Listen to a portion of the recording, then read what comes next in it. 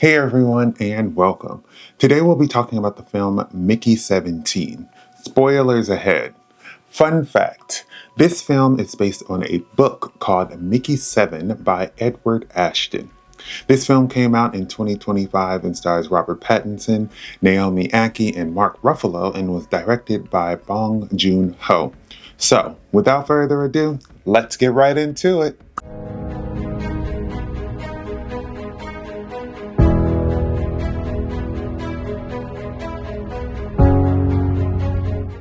Mickey 17 follows Mickey, who is an expendable, a human used for testing dangerous things, and once he dies, he is reprinted from recycled materials, and his memories are re-uploaded into this new body. The main rule of expendables is that there will only be one printed at a time. After the 17th version of Mickey is assumed to be dead, they print off the number 18, but 17 is actually still alive. Now the two must navigate staying undercover as well as figuring out how to stop a war between the humans on the ship and the native creatures found on the planet that the humans have decided to name creepers. Mickey 17 is a dark comedy sci-fi film. It has similar vibes to Snowpiercer, Star Wars The Clone Wars, or Avatar. Bong Joon-Ho is a director I enjoy because I'm always interested to see how he will tie in class and social themes in his films. Mickey 17 is an interesting concept to have people printed out like paper after dying from testing something that is going to help society. I feel like either the film leaned more into political commentary than Bong's previous films, or maybe I just noticed it more since I'm more familiar with his films and some of the topics that he usually brings up. While the topics may be familiar, he mixes them with sci-fi elements that are interesting and have you excited to see where this story will go. Something small that I was thinking about after the film was how the planet they went to was named Niflheim.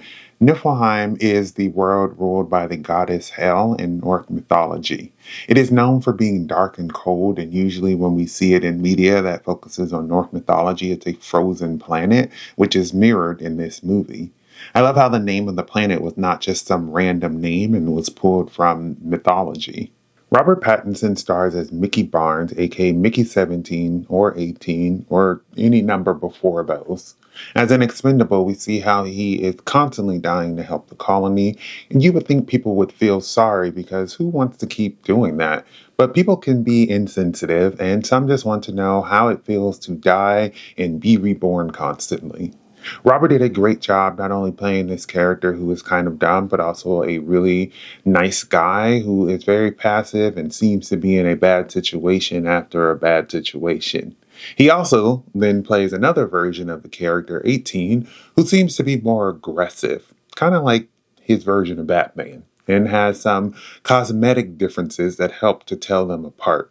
His voicing of the character reminded me of how I seem to always forget how talented Robert is, because to be able to not only come up with an accent like that, but to hold it for an entire film is pretty impressive. He has trauma from when he was a kid because he thinks that he is the reason that his mom was killed, which kind of makes you understand why 17 may be more reserved because he doesn't want something like that to happen again where he is the cause of so much pain. When 17 and 18 go to talk to the mother creeper, 18 tells him that the accident wasn't his fault, which I think 17 really needed to hear.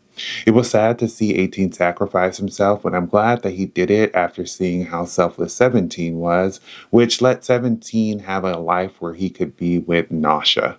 It was interesting to see how Mickey got into this pickle in the first place, which also gives us a backstory on how what he's doing isn't something that he wants to do. This company traps people with all this paperwork that they don't understand, which seems to mirror corporations and government entities in real life who know people won't read all of the fine print, so they just let them do something without knowing exactly what they are signing. Mickey's situation just highlights predatory practices like these, and it was a good call to show the extreme of this with him being something that, they can just kill and make a new one. Nasha, who is played by Naomie Ackie, is the love interest of Mickey and probably the only one who is actually looking out for his well being. She is security on the ship, and oftentimes, when people try to bully Mickey, she doesn't put up with it and saves the day, which sometimes gets them thrown in confinement. She was a ride or die and helped him not only make the time on his ship less depressing, but also helped him save everybody due to her understanding of what he meant with his gestures. She was a true ride or die and didn't put Mickey down, question his experiences with death, or question his decisions. I love that she didn't follow suit and was a fighter with a very kind heart. In a flashback, we see how the doctors treated Mickey as some object to poke and prod with needles and did nothing while he was dying. So she treated them with the same disrespect so that she could get a suit and sit in with him while he died because she knew even though he was a clone and this was his job, it didn't make him less of a human, and no one should have to die alone, even if they are going to be reborn or reprinted. One of my favorite things Nasha does is call out the colonialism that is happening, even though Kenneth doesn't want to call it that. I think it's important to how she not only called it colonialism, but also explained what it was and how taking land that is not yours and calling the natives enemies without trying to communicate is bad practice. We have seen it so many times in history, and it has been celebrated, even though it should not. I'm sure it would have been here too, but she makes a point to make sure that everyone watching knows that what is going on is bad. It is not good. And just because a person in power is encouraging it doesn't mean you need to go along with it or listen to them. There are ways around creating death and destruction, and Nasha and Mickey were trying to do that because they have morals and realize that everyone could live together harmoniously.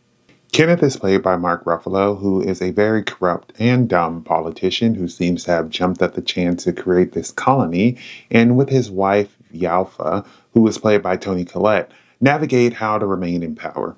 Mickey 17 questions if Kenneth is the person they should be following, and 18 really just wants to kill him for how he treats these expendables, which is how they end up getting caught for being duplicates.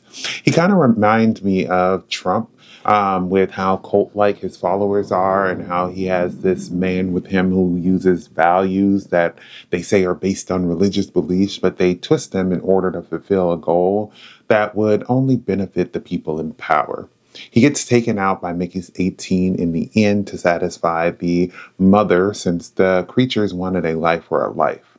In the end, Mickey has a weird dream of Yalfa trying to print Kenneth again, saying what it is what people will want. And it feels like it's a reminder that leaders like Kenneth, who don't benefit anyone but themselves, can be defeated. But there is always a chance for them to come back. So it's important to always remember that they are bad.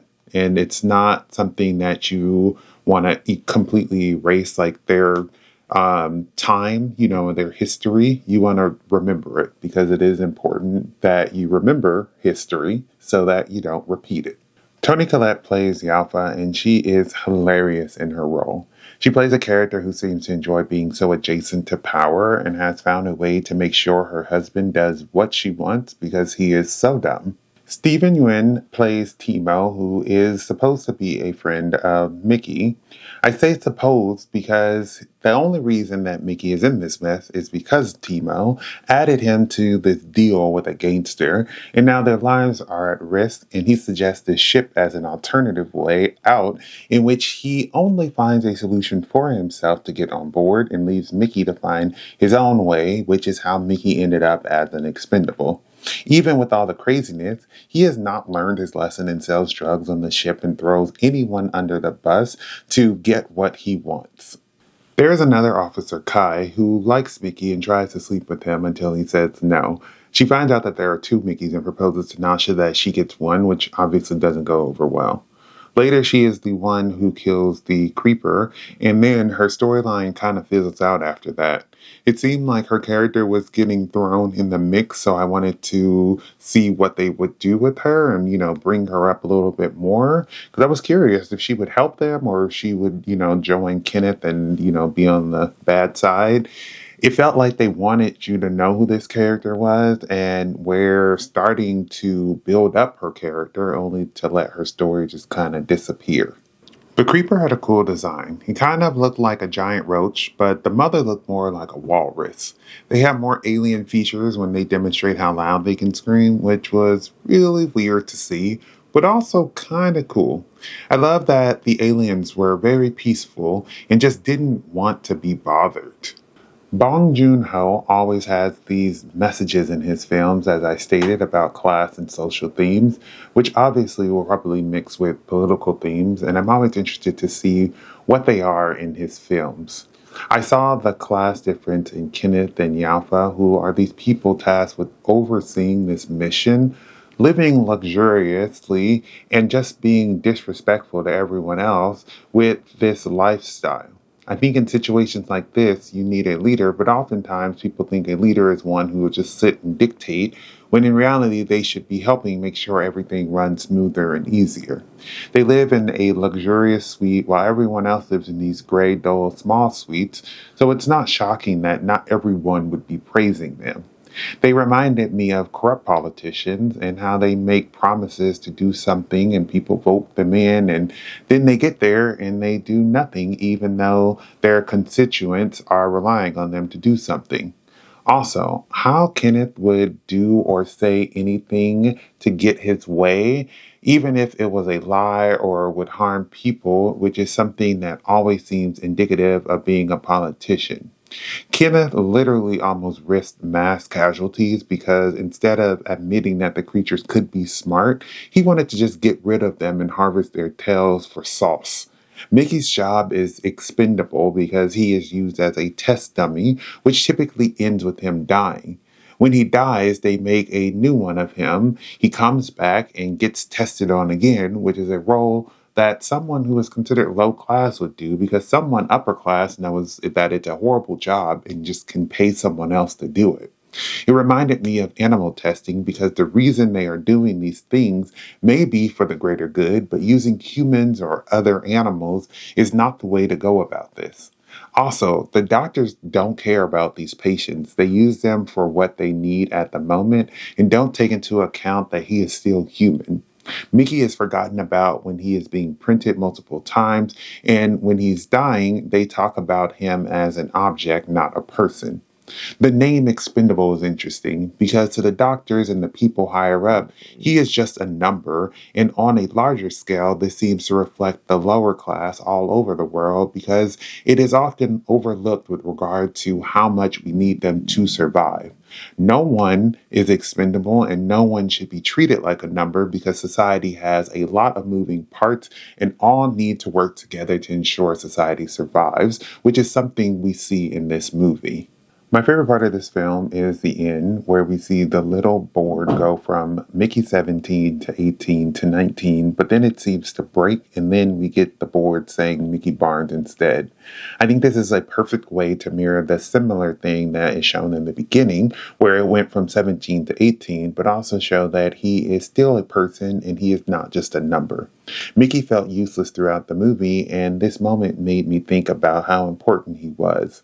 The job, even though I'm against it, made him help so many people survive by testing out so much stuff. He seems to be a little slow to some people, but I think that slowness is part of the reason why they even know that the creepers are intelligent beings and not harmful. Then we see through his empathy how he understood the pain the creatures were feeling and tried to come up with a compromise with the least amount of bloodshed and leaves everyone happy. Through Mickey, the people take over, and the ones on the ground doing the work realize how inhumane the cloning machine is, and they end up destroying it in the end. Mickey Barnes is the perfect example of someone who may feel useless and that they don't contribute to society, but they do. And I think he's also a reminder to people who feel that way that they matter and that they are important and not to let people walk over them. Mickey 17 is a fun sci-fi movie that brings up themes around colonialism, social hierarchy, class structure, and how politics play a role in making society better or worse. The cast was amazing, and while I think there were minor issues with not expanding on some stories or the timeline explaining Mickey's backstory, it was still a very enjoyable film. Bong Joon-Ho did a great job making this film with these messages that feel like they belong in the story and also makes it pretty easy for the viewer to identify them. Thank you for watching my video. I would love to hear your thoughts down below in the comments. If you haven't subscribed, please do so you can keep up to date with more of my videos. But besides that, everyone stay safe, have fun, and goodbye.